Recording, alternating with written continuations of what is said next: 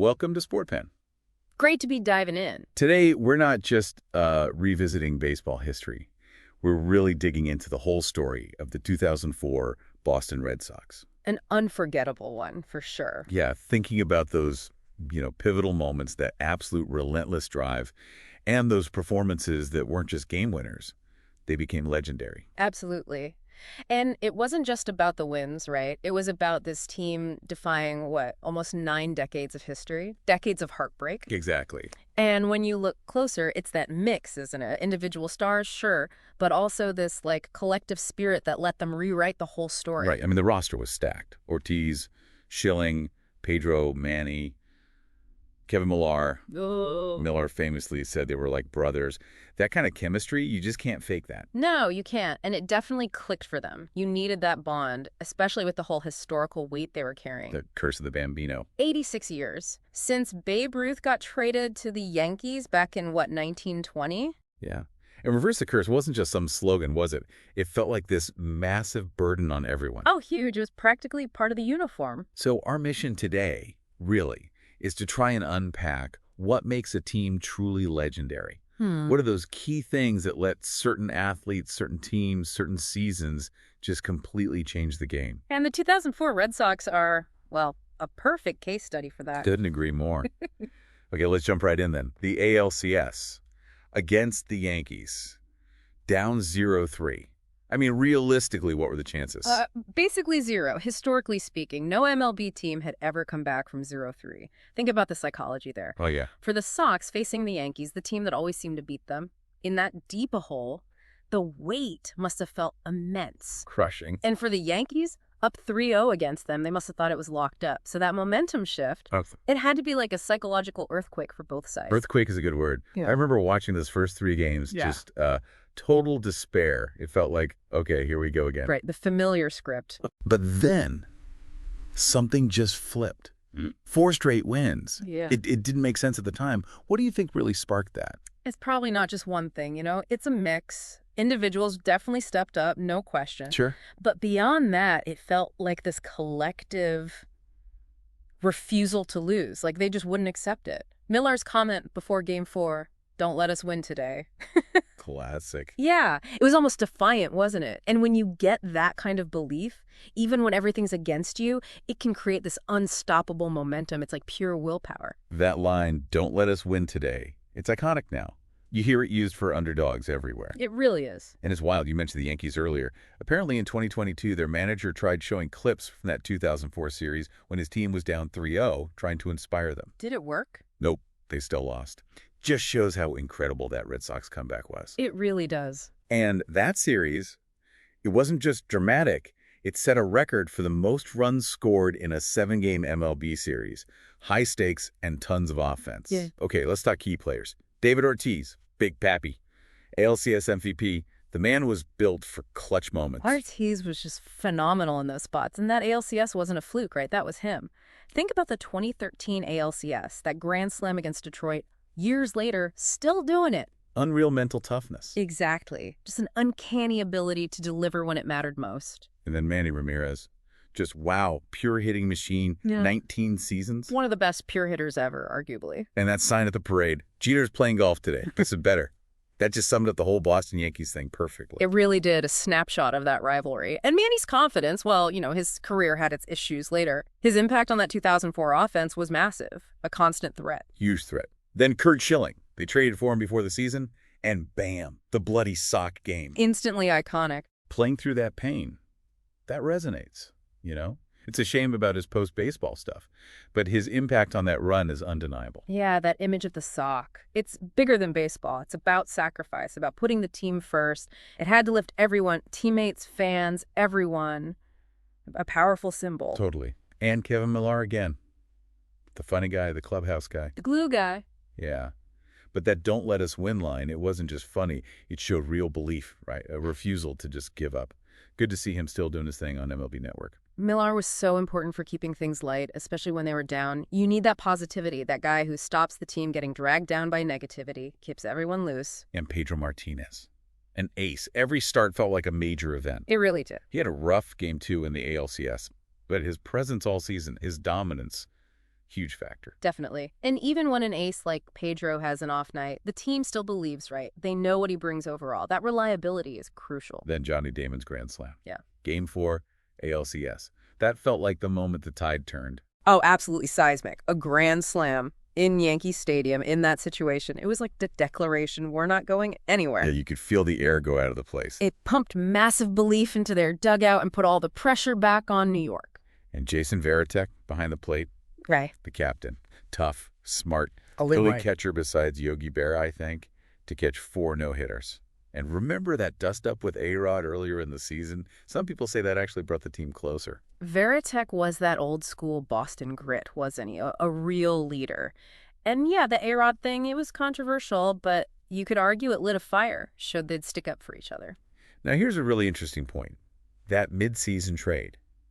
Sending Nomar Garciaparra, who was Mr. Red Sox, to so many fans. Yes, fan favorite. For Doug Minkiewicz and Orlando Cabrera. Minkiewicz ends up catching the final out of the World Series.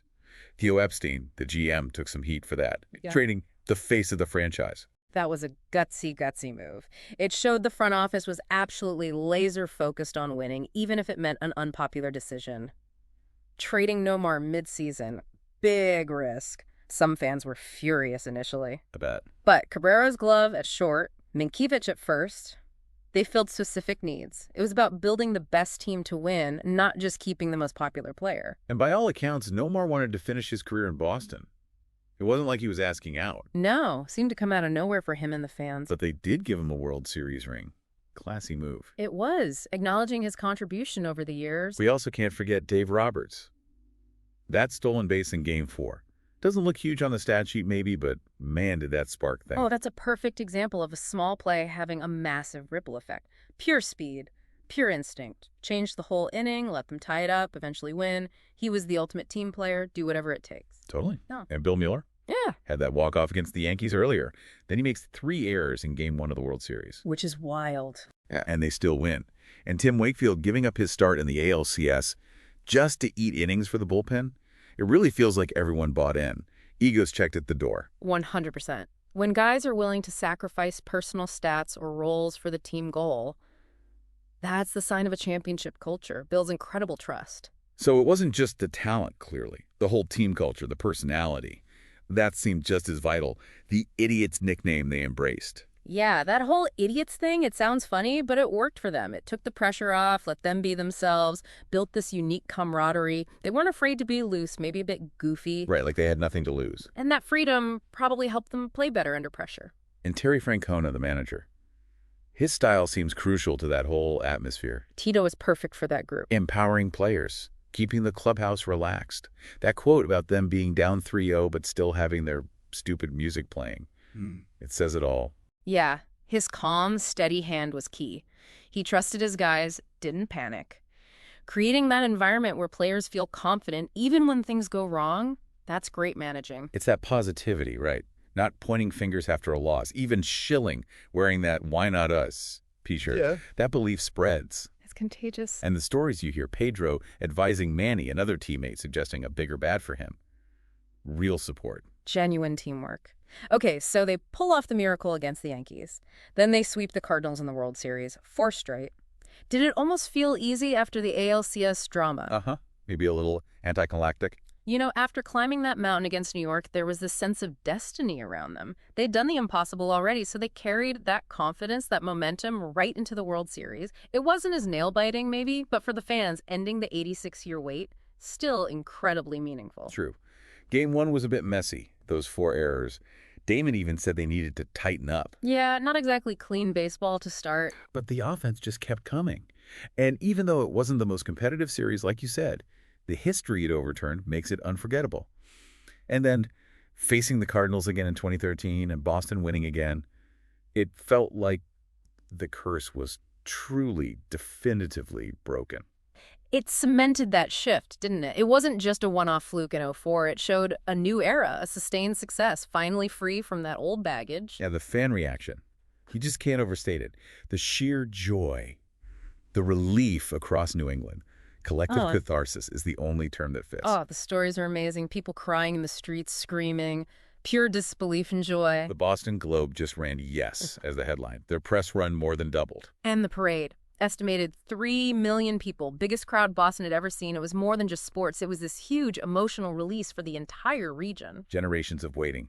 People visiting cemeteries to tell loved ones who didn't live to see it. Yeah, incredibly poignant. Even stories of prison staff saying how much hope it gave inmates. It connected everyone. It really did. For so long, being a Sox fan meant, well, suffering. That team didn't just win. They changed how a whole region thought about itself, about the future. A massive cultural moment. Absolutely profound. And the curse.